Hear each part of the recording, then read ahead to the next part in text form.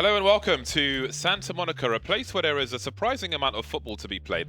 And by football, I mean soccer. It is the North American region now, so we have to refer to it as soccer.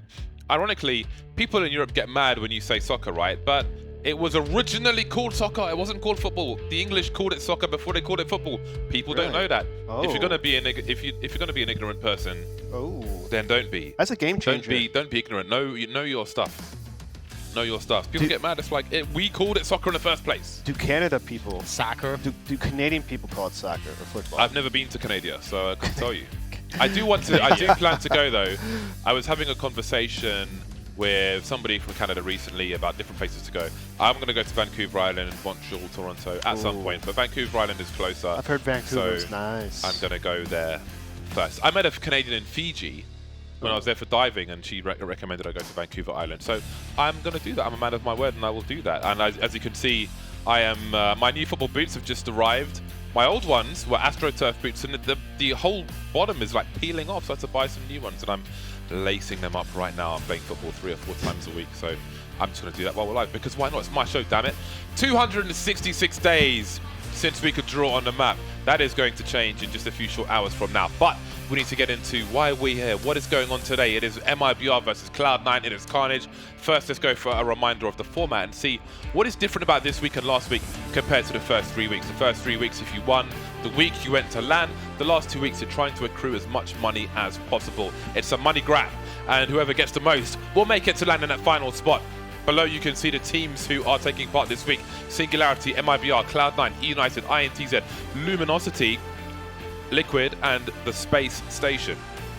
We had a shock victory by INTZ over Luminosity yesterday. We can have a look at the bracket, and you can see there it is INTZ facing Team Liquid tomorrow.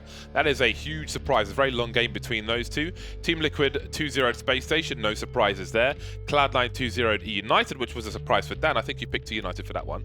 And Singularity didn't manage to overcome MiBR on this occasion, and that leads us today to MiBR versus Cloud9. This one is going to be a very interesting one.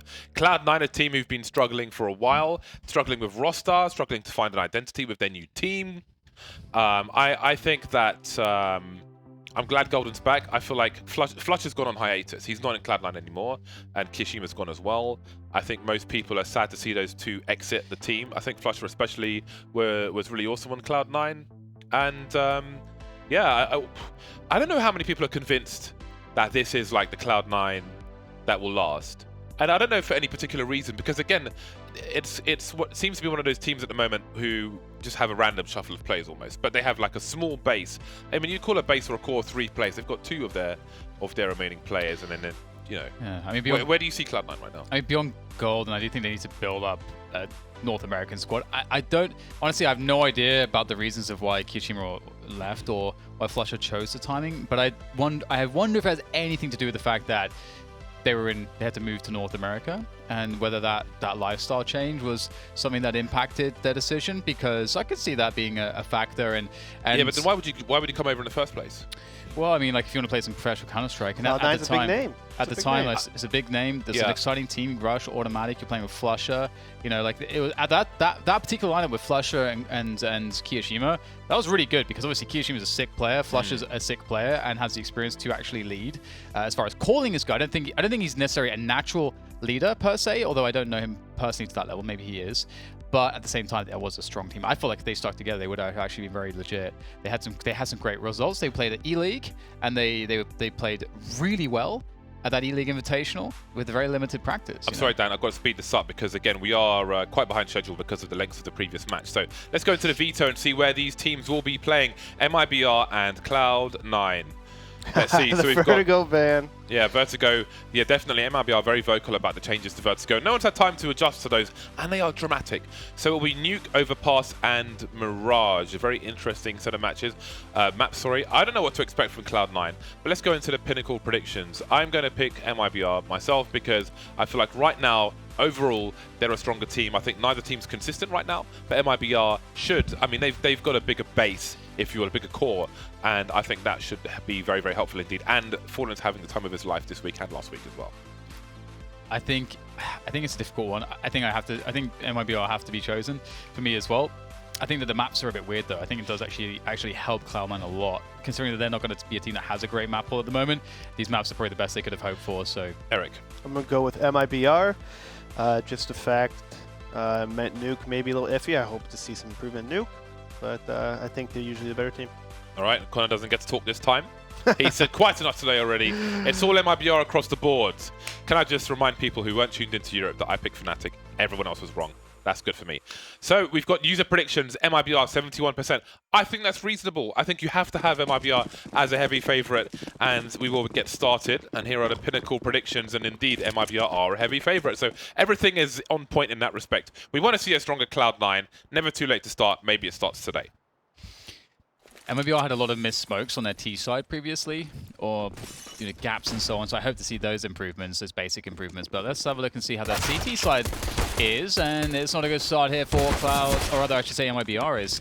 Cloud9 get a lot of damage to get the upper bomb side control for creeping around the hot position, trying to make the USP do his bidding, but it will defy him as Taco is now the last man standing in this affair in the first round, and he will be eliminated by Vice.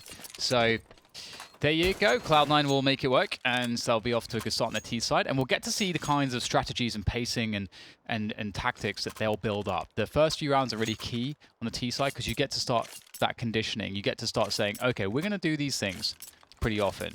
And once you create that expectation, you have something to play off of. You insert something into your opponent's mind. You insert levels of threat that they always have to think about, and they can play off of that. Yeah, I'm really interested in see how Vice and Rush will play. I think they're the key players. If Cloud9 wants to win against MiBR, I mean, you could always expect Automatic to drop numbers, and KGB's actually been playing really well too. I think the two, Rush and Vice, can they be a big impact for Cloud9? Yeah, and KGB is really good. So definitely lots of potential here. With that Mag 7, getting a nice connection. Feels good when you get those shotgun headshots. But the lineup for the Deagle of coldzera is going to decimate the push. All three players getting taken out for no damage in return to coldzera. He gets the upgrade to the AK-47. He's laughing maniacally. That's a really good off angle by coldzera. Because usually you expect people to be at the vent, which is a little farther back. But he peeked where that looked at the stairs. UMP! What? Come on, man. The UMP has absolutely betrayed KGB. That's daylight robbery. This angle is so good because as they cross this angle, they're looking at stairs. A little in front of the vent. Cold is ready today. The UMP, man. Cloud9, the spacing was a little off. Obviously, you don't want to have three people pretty much line up in any choke point. So Europe was pretty tight. Europe was about a Vanguard and Ninjas in Pajamas. There are a lot of different teams who could potentially qualify for North America. It is wide open at the moment. Phelps trying to hold down the squeaky position. First one getting the kills, however, in round number 3, and he continues to harass with his MP9. One of his signature weapons. I paid £50 for, which is about $75, $70, depending on the Brexit situation these days. Anyway, I paid about that much for a Hot Rod MP9 souvenir because I wanted first stickers on. Ouch. Because he's the man. He was my inspiration. That is a big headshot from Golden, and they're lining up for Fur, who's actually going to get himself an MP9 ace. That is all kinds of cash. Moneybags McGee over there. And he's going to instantly buy an ult, drop it to Fallen. You've been a great leader for us. Let me give you everything. And he'll go back in MP9. MiBR were very vocal about the changes to Vertigo yesterday. I think they could do it in a better fashion, but I think a lot of people could. I think people, when I say people, I mean players, could consider more the influence they have and use it in a more constructive manner, where rather than say this is bad, say why you think this is bad and how you think they made a mistake in a change and what you think might have been better. This is, after all, your livelihood. So if you could channel your energy in such a way, then maybe you'd be in a better situation with the map. Maybe not. Maybe they'd ignore you, but you can't be outcome oriented. You've still got to do the right thing. The thing is though, James. What? The thing is, though, James. What is the thing? The thing is, Tell me about the thing. It's way easier just to complain and be negative. It actually requires work and considered thought to be Energy, positive, and to use constructive criticism to Why change is an it? outcome that already exists. If something already exists, complaining doesn't change it in a negative way. It actually just creates more divisiveness. Drama and gets clicks, though. It distracts more from actual solutions to a problem. And it makes the waters muddy as opposed to making it transparent and clear, and everything seems, because if there's good criticism, everyone will jump on top of that, and you're much closer to change. But if everyone's just complaining, then it doesn't lead anywhere usually. Yeah, this is bad. What does that achieve? Nothing. Yeah. Let's be. Maybe get a retweet. Save your job. Just blame it on something else, so try and fix it. Not my fault. We have a wall of smokes being prepared. We don't often see the decoy wall of smokes to bait a Molotov these days. Sean Grill's teams, maybe you would see it. But on these, no, not at the moment. I'm sure he's still watching the demos and looking at his old organ, wondering. There's a big frag on the ramp position. Fallen's here for now, but where will he be later on? I'm sure he'll be rotating. You can see Golden trying to poke into the main position. Waiting for distraction, maybe not. That's a big frag for him. Looking for a trade frag, and there is none. coldzera forced into the open, and that's where he will lie. And very quickly, though, the bomb is dropped by First. Still with the MP9 doing huge damage, leaving Golden with 12 HP. Finished off by Taco. Easy burst for him. Now Vice is in a 1 versus 2. The young lad of the team. The player with the least experience. See if he's got the clutch in him. Pretty classic 1v2 situation on a map like this. Get just enough time with the rotation. CTs, well, there will surely be expectation for Taco, and he's going to call that to Fallen as well. So Vice is actually in an awful position, gets shot in the back. Fallen was making the sound, causing Vice to keep his attention towards the window, and that will be a wrap for Cloud9. But they get the bomb down, so that's nice.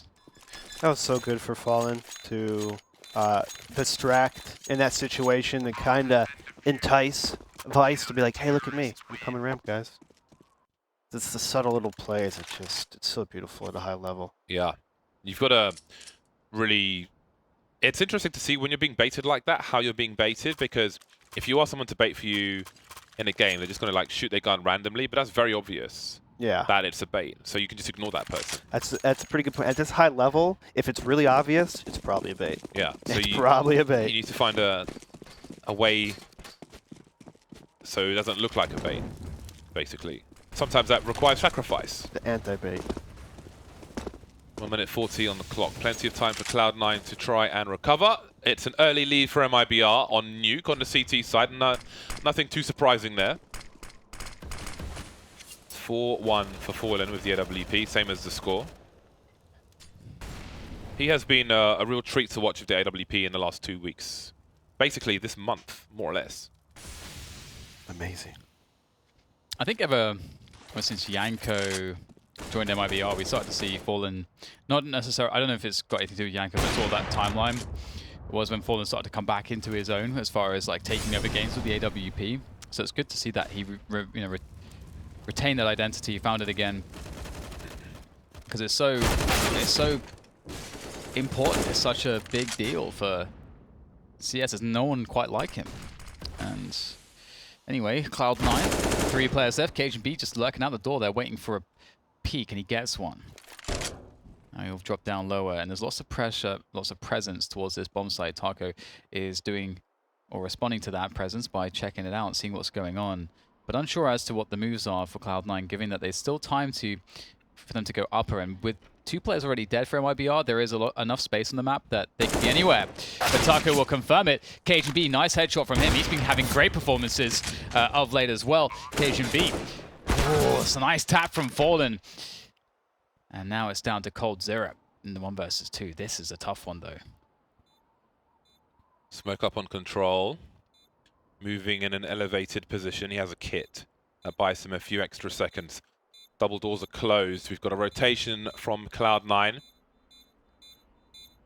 If he gets this 1 versus 1, he could potentially defuse the bomb. There's Vice taken out. He hears the glass being smashed, so he knows the last player is in control. That gives him all the information he needs. Automatic's not going to get there in time. Breaking the glass gave full information. Ironically, if he didn't break the glass, then who knows? Maybe Cold Zero doesn't commit. He doesn't know where the trade fragger is. But as soon as he has the information, he's outplayed himself. How is that even possible? How does that work? How do they do that so much? How many rounds have we seen of MiBR win 1-on-2, 1-on-3s situations when the other team had complete advantage? I'm just in awe on how many times MiBR can do this. That's a pretty big moment because that was supposed to be Cloud9 coming back on the T side, and as you say, like they had a pretty distinctive advantage that they had earned on that lower bomb site. But here are the outside smokes. Automatic with the far, rush with the close, and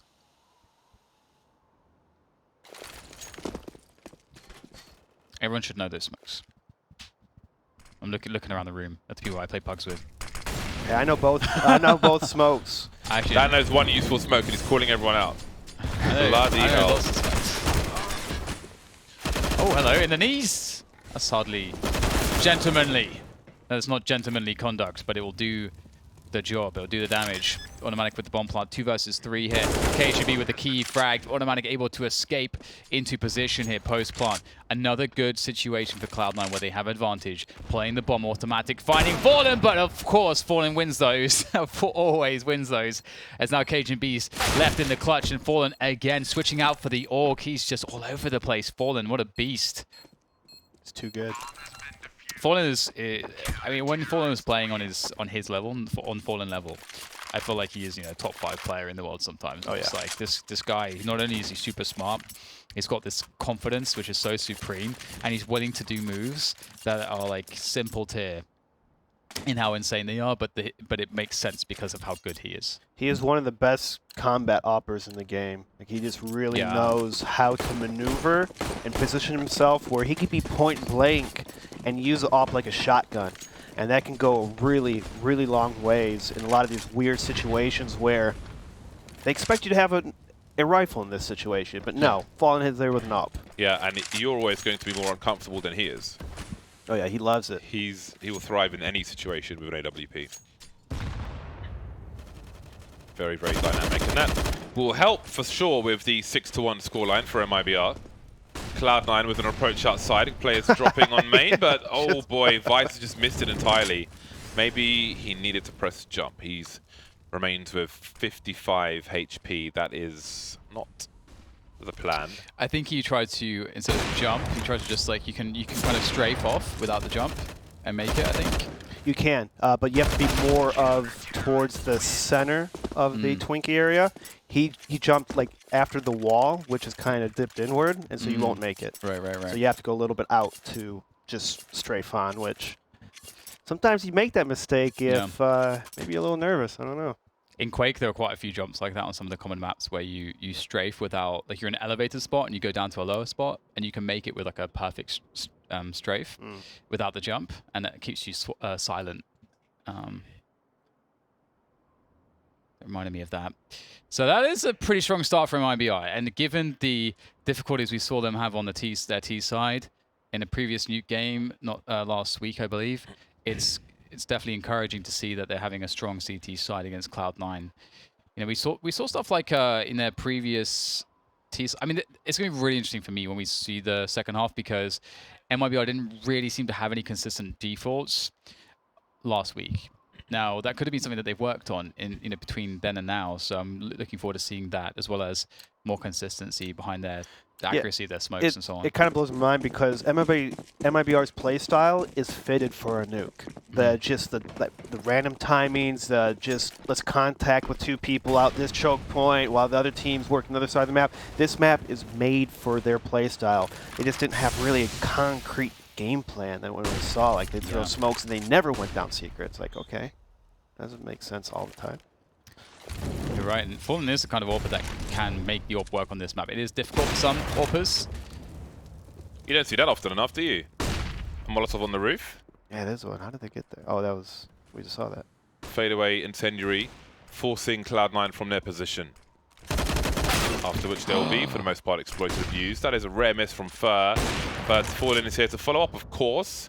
We have Rush lurking around the mini area.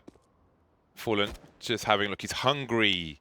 He's insatiable. And Cold will deny. He will deny. KGB left with the Desert Eagle. He's fired a shot on ramp. He's peeked. Seeked by Fallen. 8-1 for MiBR. A very strong start to Nuke. MiBR making it look way too easy against a Cloud9. Now, if you're Cloud9, okay, finally an AWP and automatic. That's the thing they have to kind of watch out when you play MiBR.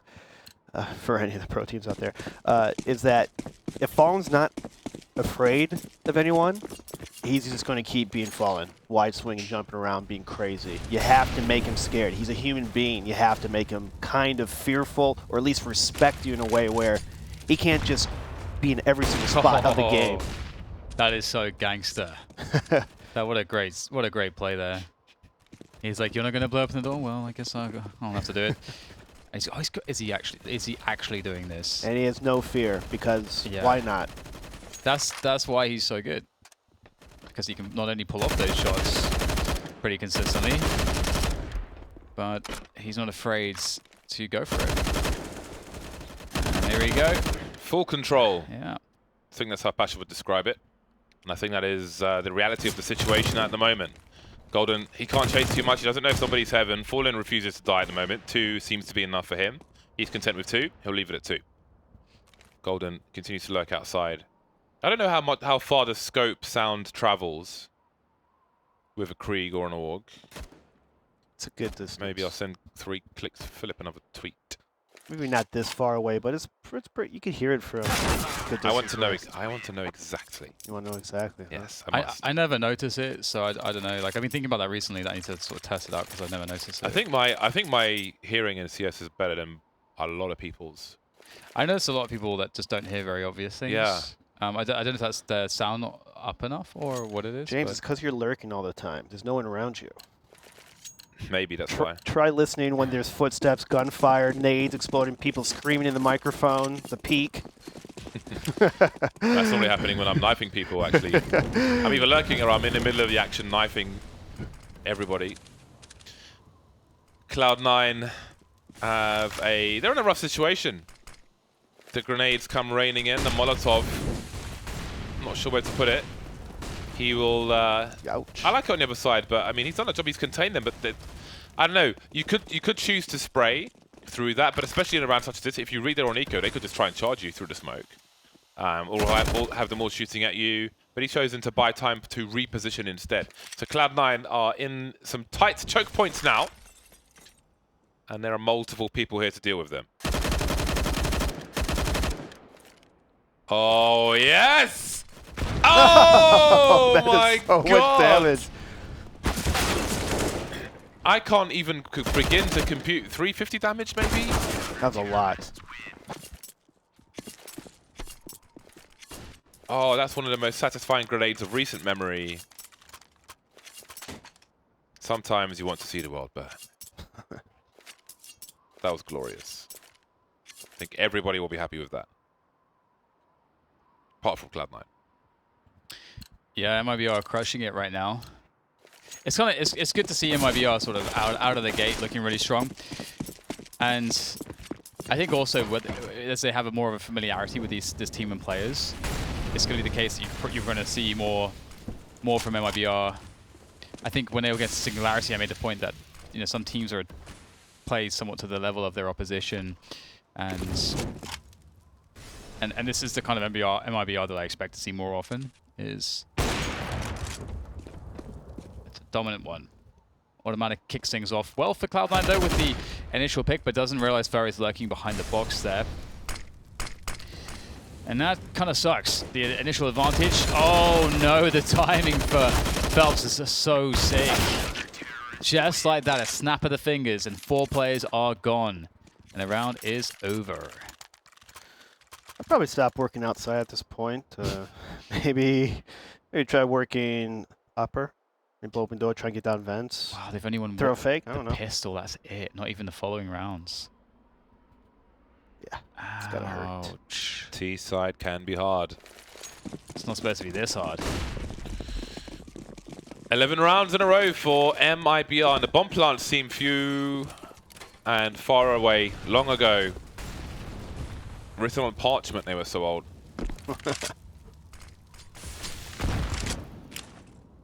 All the smokes again. No guarantee they'll actually go outside, but almost compulsory. Line them up. Throw them all. But now what? It seems the focus is on inside this time. Golden will be on the outside to make his way forth, and Fallen is in position, so they know no one else is there. They have warning. They are expectant. But will they deliver? In the part they will. For the most part they will. Rush with 20 HP now, 1 versus 2. Fallen going through the flames in mini. Losing half his health, but he just needs 1 bullet delivered. He's got the angle. He sees the bomb. Rush will wait for a peek. He'll fall back to make the best use of this tight choke points, but MiBR need not peek. They can see the bomb. The bomb is in their territory. Taco's on the high ground, looking towards the hut position. There's a Molotov, so Rush has half the information now. He knows there's a player in main. He probably realizes it's Fallen, and he's not willing to take that duel. Does he walk towards the heaven position? Taco's looking for it. This will not be easy. This is so tough. MiBR have everything covered. You can see that they got a superior angle there, and it's all for naught. 12-1. MiBR continue to extend their leads. I think Cloud9 had an okay idea that round. I would prefer Golden not to try to make a move. Have him just lurk or wait outside. You know, toss the smokes and just wait. Let your team do the upper take that they're planning to do, and then you can backstab like a mini person or swing heaven if you have a lot of time. Because MiBR has been reacting to the outside really well. They've been Molotovs, they're telling people secret, they're spamming through smoke. You're not doing yourself any favor or anything if you die right away. Jump peek is denied. Pistols again for Cloud9, still looking for their second round, and there's only 2 rounds remaining in this half. Surely this is insurmountable in this first game of this best of 3 series.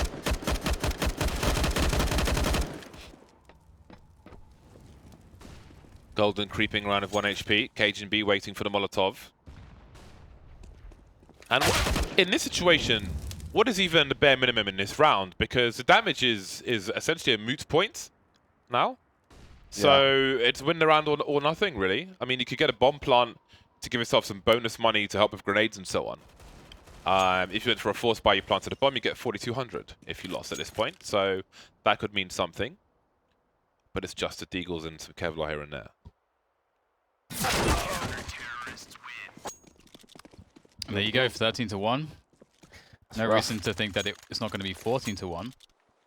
As you can see in the top, it's been a long time since there was even a bomb plant for Cloud9. Difficult times. Very difficult times. The second map was Overpass, which is a classic MiBR map, or Brazilian core map. And Cloud9 is often a go-to. They did pick it after all. Ooh, scary stuff. Fallen very close. So close. And I don't know that they actually had... Well, now they know KGB's down there. Maybe another chance at a plant for Cloud9. KGB took almost no damage getting down lower, and he's able to backstab towards ramp. So this is a problem for MiBR. Can they somehow find a way out? Taco! Okay. What? How did he manage that? Now, only now is it a 2 versus 2, but only for a second or two. We'll put a smoke down to create some space. Cajun B, where does he choose to go? There is a minute on the clock. We can see Fallen is creeping. He's probably scoped in already, so Cajun B is about to walk to his doom. Surely he is. There it is. 14-1. When did we last see that? Not for a while, but here it is. Cloud9 have possibly an insurmountable task. It's like DOD Avalanche of a pistol. See if they can do it after the break.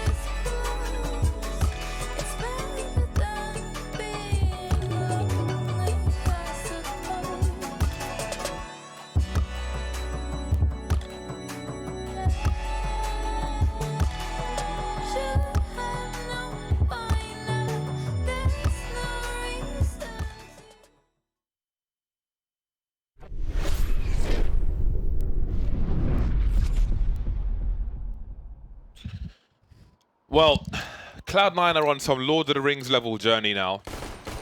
Pistol or bust. Every round. Every round required.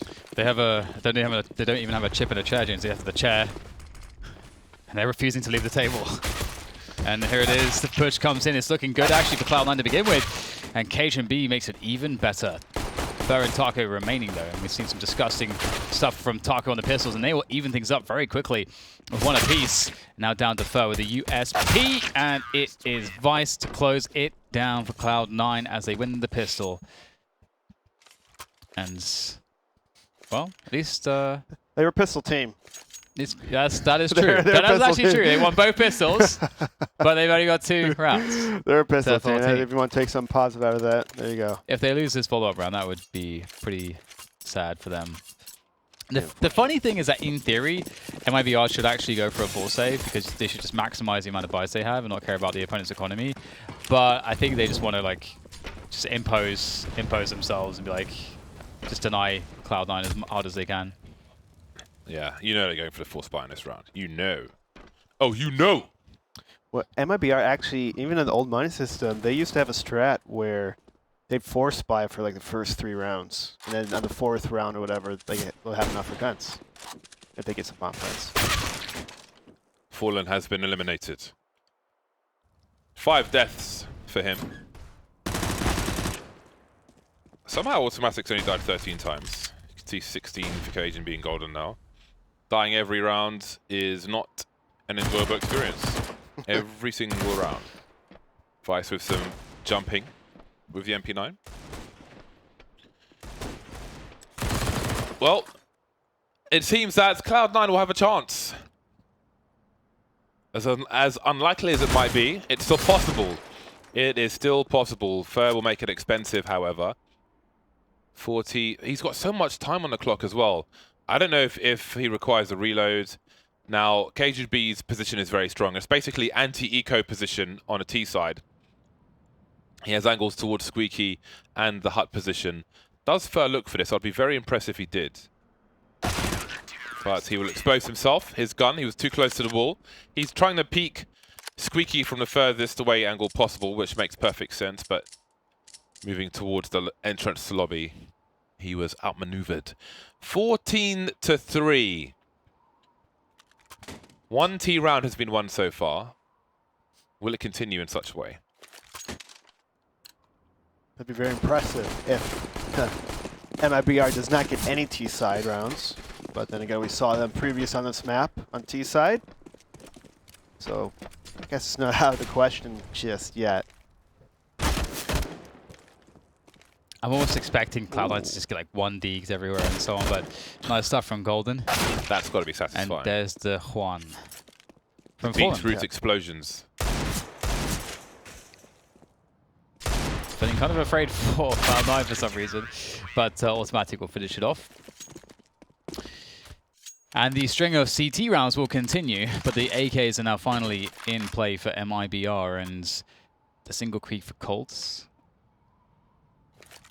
Curious what it will look like for MiBR, if we'll see a default or if, you know, because again, as I mentioned, I was kind of curious to see what that T side would amount to because the previous T side that they showed was kind of weird. It was a really weird and unconventional one.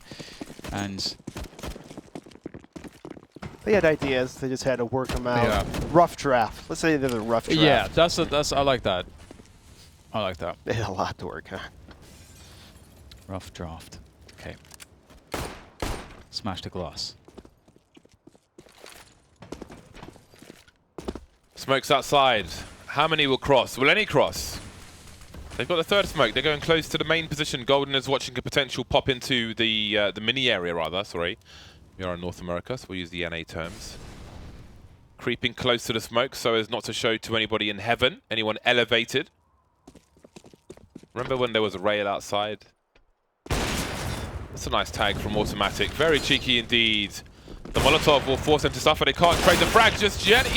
I feel like his crosser was in the right place. Maybe he was still moving. Maybe he was just too fast. Man advantage for Cloud9. Taco's still on the high ground, but the other two are down below, creeping forward. They're lining up for a double peek, and there's a trade from Vice. Perfect stuff. Two men working together, crushing the round for Cloud9. Another one looks to be in the bag, but Taco still has 40 seconds.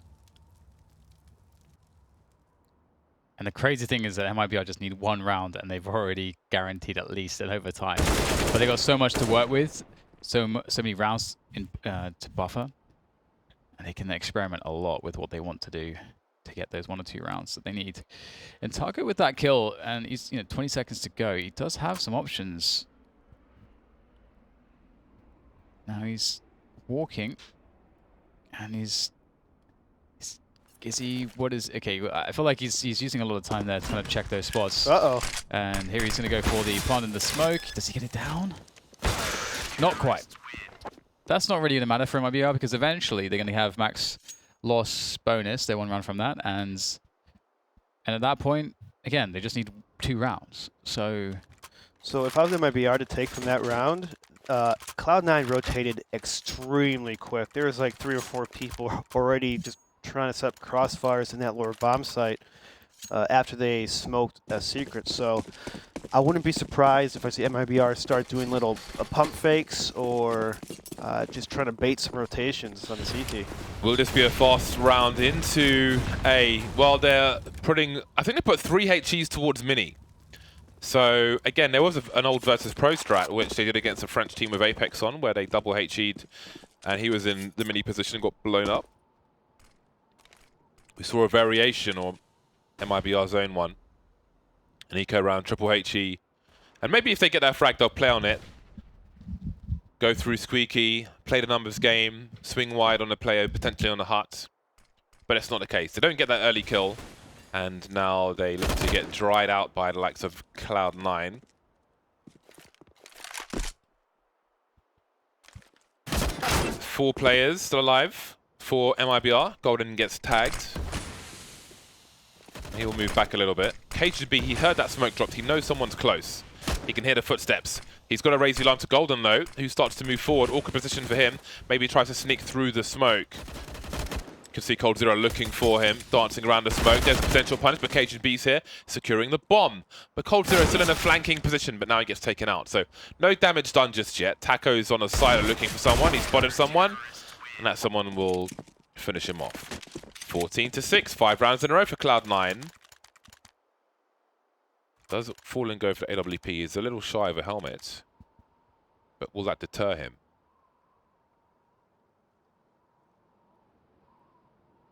I don't know. Nope. He decides to go with the AK. Maybe we'll see a faster strat this round from MiBR. Something more explosive. Working outside was a weakness that they had in the previous half because they never threw a lot of the outside smokes last week. Cloud9 will throw the initial counter rush utility. And deep smoke there as well. Slowing things down, giving Cloud9 giving themselves more chances to sort of work out what the Ts are doing by slowing down their movement with their smokes. Pressure outside for one player, and here comes an inner play. An upper bomb side player, I should say, as it's just rushed left on the bomb side to try to defend this, and he will get shot straight in the face. Oh dear. Taco with a nice triple kill. Looking to secure the 15th rounds for MiBR as Cloud9 struggle to find a way back in. Golden's not really anything they can do now. Oh, what? How is that even possible? I can only assume he was spraying through the roller shutter. What's the glory for himself? Taco will take it, however. And so great call by MiBR. You saw Phelps fake outside. Cloud9 just over-rotate just a little bit, but that little over-rotation gave enough space and time for MiBR to just to kind of scoop up this upper bomb site. Random. Nice. Game point for MiBR. Cloud9 still have a good buy. Vice on MP9. Apart from that, they're pretty solid, and MP9 can be used if you're near Squeaky, for example. The moving accuracy, the high fire rate can be quite a thing. Golden making a hero play, not quite working out for him. Automatic will take out Cold Zero at least. There are still 2 players around a ramp position. Taco's been exploded, however, so this might not be the end of the road for Cloud9. Absolutely, it's a rough one, but I'd rather lose it straight away than have a struggle. But Automatic is going to drop a couple players towards the ramp, leaving Fur alone in the clutch. He's got a lot of time, but what do you do? He has a bomb at least. Is he going to try to sneak up through the vent? It's very risky because you can't really shoot once you're up the ladder. And there's the peak from Rush. 7 rounds for Cloud9. And so Cloud9's Molotov towards one of the wall of smokes really created a gigantic gap for Automatic to get a pick. And that's why you see a lot of teams now on T side, they're starting to adjust to that Molotov, and they're waiting 15 to 20 seconds before throwing the outside smokes, because usually the CTs are tossing it right away, or at least in the meta before, Ts were tossing the smokes right away. As soon as they get out of spawn, they throw the smokes. So CTs will counter that by throwing Molotov there right away. So that's how you see the shift. Seems we have a rush towards the ramp position. Fallen takes one for the team, just jumping out there, trying to take the attention away. Automatic force back, but Vice is not ready to give up the ramp just yet. Fallen taken out. And with that, he'll try to create some space for his team. He's bought time for KGB to rotate down to the Julies. Yeah. Against game point, the Jewel Berettas are out. Skinless Jewel Berettas will be enough to hold things down with the help of his teammates. And that is 8 rounds for Cloud9. They continue to catch up, however. Now there's more money for MiBR, and the assault will continue. Now Phelps could drop an AWP, and he will. He had 6,100. He drops it. He's light on grenades, but Fallen with an AWP, I would not be surprised if this was the difference maker. KGB now on the auto shotgun. Again, it can be used if you're in the right position, and he seems like he's headed in that direction. Quick Molotov in towards the door position, keep the pressure up there, but it will be an outside play. We get the wall of smokes again from MiBR, so already their T-side is looking way better than last week, in my opinion. Much more organized, and KGB with that auto shotgun, he's looking to get into the action, he wants to get involved, but Golden is close with this AUG and has a superior peek onto Fur, and he will shut down this position. Now, what would be really cool is if he could just jump down the stairs, but you got to pick a good timing for that. You don't want to get caught. So either his teammates can try to help him here, which you can see Automatic is peeking out, or he tries to just get out of there, which looks... Did he get tagged through the wall with an AWP or something? What happened there? It's down to 4 HP regardless. Goodbye. Do MiBR try to commit to take him down? That's the question. Okay, well, he's dead now, but so yes. Also shotty. Oh, that's a betrayal, isn't it? You would think he would get a one shot from there, but no. Rush spots Fallen, but he doesn't finish him off. He will take Taco out, however, and now he's got more position. There's a crossfire for MiBR in the mini area, but Automatic will quickly deal with Cold Zero. He's probably looking at Heaven. That leaves Fallen with 2 HP, so not looking so easy now. Takes a quick shot, doesn't work out. AWP collected, another round in the bag. Now, I say only, I'm about to say only, the deficit is only 6 rounds. Cloud9 have won all but 1. So while it looks implausible, it's not as far away as you think. Sometimes there's a weird effect when you have, like, you just have like 1 or 2 rounds to win and so much room to work with. Because it's almost like the, it's like this, I'm not saying this is what's happening, but sometimes there's a complacency that comes in because you in your mind, you're like, well, we're going to win. How can we not win? We have such a huge advantage. So it kind of takes a bit of some of the bites away from the attack sometimes, or some of the, like, some level of focus is not as sharp. And again, I'm not saying that is necessarily the case here for MiBR, but that is actually a psychological effect I've experienced. I know that it's not too far from the truth. It's also the other team will play a little better than they usually will to try to come back, you know. Yeah. So it kind of goes both ways, where one team gets a little too complacent, maybe too relaxed. The other team is trying really, really a lot harder to not lose. Yeah, it's like an incredible sense of urgency. No mistakes can be made.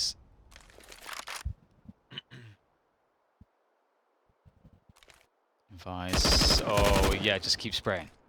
Here comes the big orc spray, and he's got himself 2 easily. And he's going to get some more, isn't he? There we go. Another one comes in. Julie's out, but it's not time for the Julies, I'm afraid to say. The Julies are actually just completely useless. I wouldn't say completely useless. Get right buys them. They're they're difficult to master. I will sometimes buy them by accident, but I have tried them on the CT side of like on a pistol round, smoke and Julies to try and defend a position, and mixed results. But then the same can be said for the 5.7 at the moment, so I don't know. It's just underrated. 5 rounds now. Just 5 rounds is the gap. The gap was 13 rounds, now it's 5 rounds. Again, you can never write off anybody, especially on the when you're starting on the T side of Nuke. You can entirely have a mirror performance, and they're almost there. They are pretty much 2/3 of the way there. So let's see if they can finish the final furlong.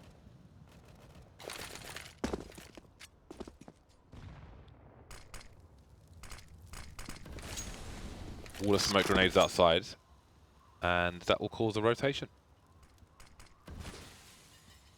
If gets to lurk, and they'll go for an upper play. Hoping that the wall of smokes will send one player down as you mentioned. And Cajun's sort of trying to keep this honest. He's in a pretty desperate position here. He knows he's getting pushed from 2 sides at once, and he'll get taken down. Up to Rush to get multi-kills. Only gets a single. Golden now dropping into the bomb site. Needs multi-kills as well, but he can't do it either. Only good for 1. And now a post-plant 3 versus 2 on the upper bomb site. And there's still some utility, but no smokes, which is important. That will give Cloud9 a chance.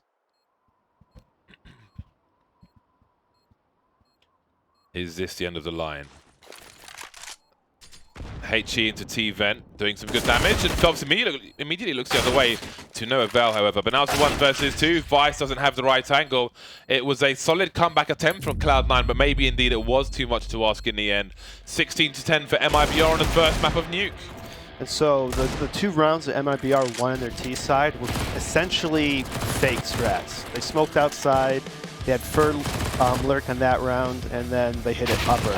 They did the exact same thing in the round that they won previously. So Cloud9 looking good on their CT side, but their rotates probably too fast. Well, maybe not too fast because they got a lot of rounds, but MiBR knew that and they abused it. And the problem is that Cloud9 had to get at least like 3 or 4 or 5 rounds on their first half. You know, that's really the problem, obviously. So unfortunately, that's what they're going to have to think about. But now is not the time to think about such things because there is still another map or 2 maps to be played, and Overpass should be much kinder to them. And here are the scores on the doors. Very dominant first half from MiBR. Solid CT, 14-1, but Cloud9 are still able to bring it back to double figures. Very, very impressive by them. That's the first game in the bag for MiBR. Again, so many people still vying for that final spot in London. You can get yourself some tickets. ECS.faceit.com. Get down to London and watch yourself some finals. June 8th and 9th are the live days of the 4-day event. So it will be great to have you there. If you can't make it, then tune in. But in your CSGO client as well, make sure you favorite the tournament, and maybe it'll be featured by CSGO next month. It's the least they can do, since it is, after all, 266 days since we could draw on a map. After the break, we will be going to Overpass. We'll see if Cloud9 can take it to a 3rd. See you soon.